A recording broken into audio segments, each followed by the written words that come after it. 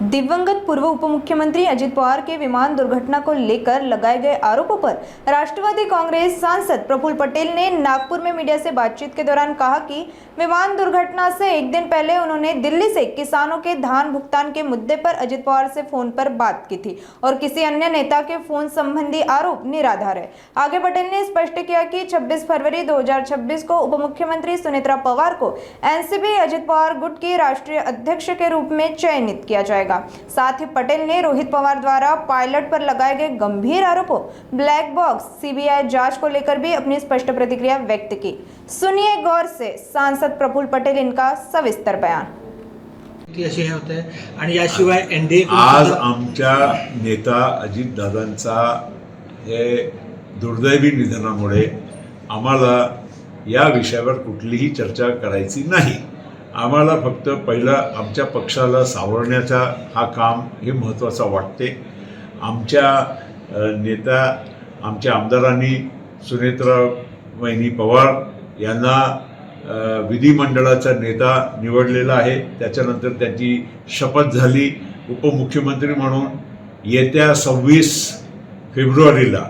त्याच्यासाठी लोकांनी खूप म्हणजे असा तसा म्हणजे चुकीचा वातावरण निर्माण करण्याचा प्रयत्न केला की असं होणार तसं होणार। पण मी पहिल्या दिवसापासून सांगतो आणि आजही सांगतो की 26 तारखेला सुनेत्रा वहिनी पवार त्यांचा आम्ही राष्ट्रीय अध्यक्ष म्हणून आम्ही त्यांची निवड करणार आहोत।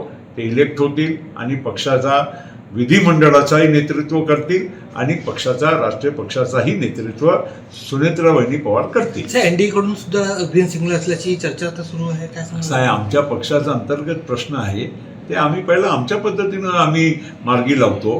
आज एक पॉलिटिकल पार्टी म्हणून ही आमची पण जबाबदारी आहे की आमच्या पक्षामध्ये दादाच्या निधनामुळे हे एक पोकळी जे निर्माण झाली ते भरून घेतली पाहिजे। आणि आमच्या सर्वांची भावना म्हणजे आमदारांची सह माझी व्यक्तिगत म्हणा की आमच्या सगळ्या नेत्यांची भावना हीच होती की दादाच्या नंतर सुनेत्रा वहिनी पवारांनी या नेतृत्व पक्षाचं करावं। आदल्या रात्री फोन केला, मी मोबाईल केला, मला माहीत नव्हतं की अजितदादा मुंबईत आहे की पुणे बारामती कुठे आहे।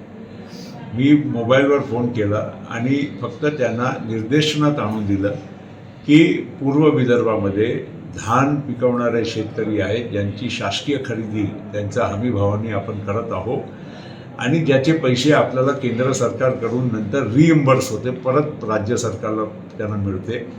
ते पैसे अजून चुकारे जे आहे शेतकऱ्यांचे ते अजून पूर्ण झालेले नाही। तिथून ओरड आहे शेतकऱ्यांचे, काही निर्देशनं काही प्रदर्शनं आपल्या तालुका स्तरावर त्यांनी अनेक ठिकाणी केले। तो मी त्यांच्या लक्षात आणून दिलं त्याच्यात गैर काय। शेतकऱ्यांचा विषय राज्याच्या उपमुख्यमंत्री आणि अर्थमंत्र्यांच्या नजरेत निदर्शनात आणून देणं ही माझी पण एक जनप्रतिनिधी म्हणून कर्तव्य होतं। ती मी फक्त त्यांना माहिती दिली। आता त्यांनी मला एवढंच सांगितलं, प्रफुल्लभाई असा होणार नाही, मी काही करून म्हणजे लवकरात लवकर शेतकऱ्यांचे पैसे मिळेल त्याच्यासाठी व्यवस्था करतो। आता मला काय माहिती की पुढच्या त्यांनी काय केलं की नाही। हे खरं आहे की मी फोन केला होता पण शेतकऱ्यांच्यासाठी केला, कुठल्या कोणाची खाजगी फाईल की कोणाला मदत हो। आणि एक उपमुख्यमंत्री म्हणून, फायनान्स मिनिस्टर म्हणून त्यांनी त्या दिवशी माझा फोनसह अनेक लोकांचा फोन त्यांना आला असेल, अनेक लोकांनी निवेदनं वेगवेगळ्या कामाची दिले असेल। त्याचा अर्थ हे नाही आहे की मी कुठल्याही कारणाने त्यांना तिथे थांबवण्याचं काम केलं आहे। आणि मला माहीत सुद्धा नव्हतं, मी दिल्लीत होतो आणि दिल्लीतवरनं मी त्यांना मोबाईलवर फोन केला। हे मला माहीत नव्हतं की हे मुंबईत आहे की कुठे आहे।